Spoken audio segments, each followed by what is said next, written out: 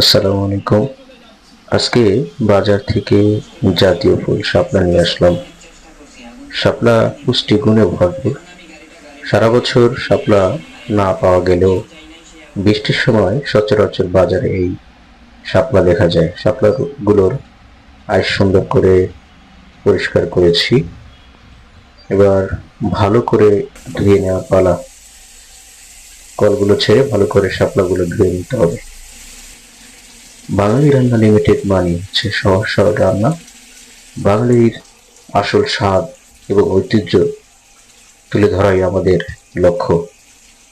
আপনারা যারা আমাদের চ্যানেলে নতুন এসেছেন অবশ্যই আমাদের চ্যানেলটি সাবস্ক্রাইব করে দিবেন। শাপলাগুলোকে ভালো করে পরিষ্কার করে ধুয়ে নিচ্ছি।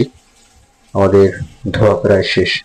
এবার চুলোয় প্যান বসিয়ে কাঁচা মরিচগুলো দিয়ে দিলাম, লবণ দিলাম, তারপর ঢেকে দেবো কিছুক্ষণ।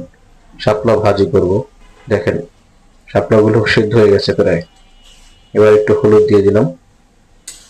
শাপলাতে প্রচুর পরিমাণে পানি বের হয়, একটু পানিও কিন্তু আমরা দিইনি, কিন্তু বারবার পানি বের হচ্ছে। এবার শাপলাগুলো তুলে নিব, নিচের পানিগুলো ফেলে দিব। একে একে সব শাপলাগুলো তুলে নিচ্ছি।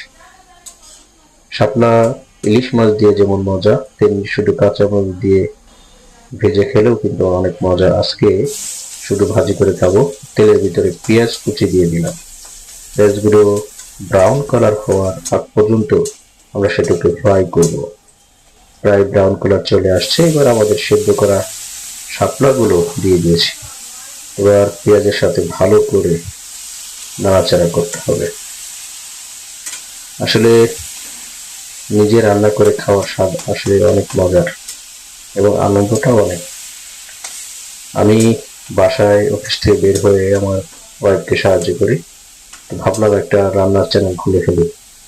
যদি আপনার পাশে থাকেন ইনশাল্লাহ এগিয়ে যেতে পারবো। শাপলা ভাজি প্রায় শেষ পর্যায়ে। শাপলা ইলিশ মাছ, চিংড়ি মাছ, দেশি মাছ দিয়ে ঝোল করে খেলে বেশি মজা লাগে। আজকে যেহেতু ভাজি করে খাবো, বাসায় ইলিশ মাছ নাই, তো ভাবলাম যে ভাজি করে খাই।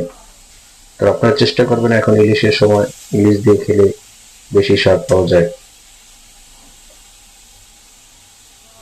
আসলে রান্না করাটা একটা শিল্প, যেখানে যে রাঁধে তার ভালোবাসাটা কিন্তু কাজ করতে হয়।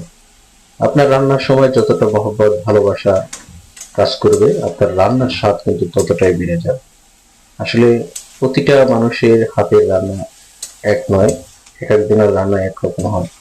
আপনি যদি একই আইটেম ভিন্ন ভিন্ন মানুষের কাছে খান, স্বাদটা কিন্তু ভিন্ন হবে। এটা একটা আল্লাহর রহমত। তো চেষ্টা করবেন সাধারণ ব্যস্ততার মাঝেও নিজের রান্না নিজে করে খাওয়ার।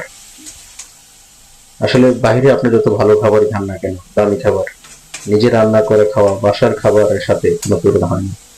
আমাদের শাপলা রান্না প্রায় শেষ হয়ে গেছে। আজকের মতো বিদায় নিচ্ছি। আল্লাহ হাফেজ।